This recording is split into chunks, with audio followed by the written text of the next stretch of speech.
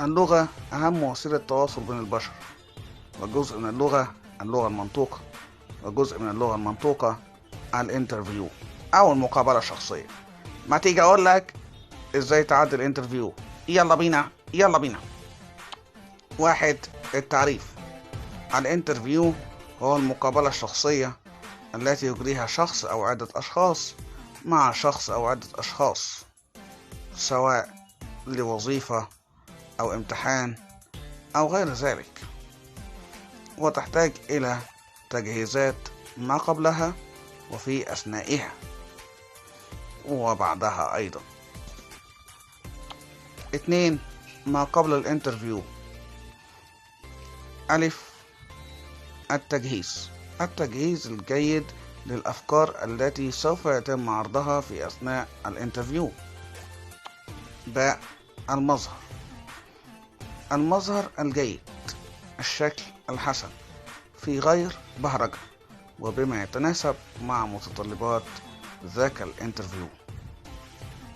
جيم، العقلية، التدريب الجيد على التعامل مع سرعة البديهة سواء وجدت في حضرتك أو لم تتواجد.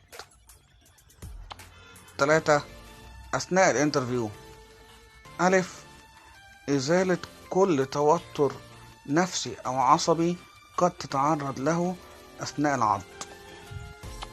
ب، الاستعداد، أن تكون مستعد استعداد جيد للرد على أي سؤال داخل موضوع العرض أو خارجه.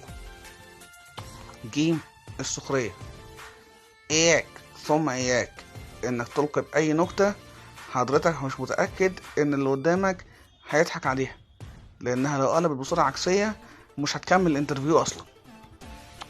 4، ما بعد الانترفيو. ألف، التواصل، ما تتكلمش مع المسؤولين عن الأمر إلا إذا كان تم الرفض وحضرتك محتاج تعرف إيه الأسباب.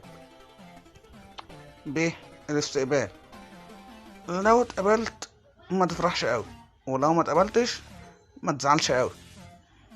الآية بتقول إيه؟ لكي لا تفرحوا بما أتاكم ولا تأسوا على ما فاتكم.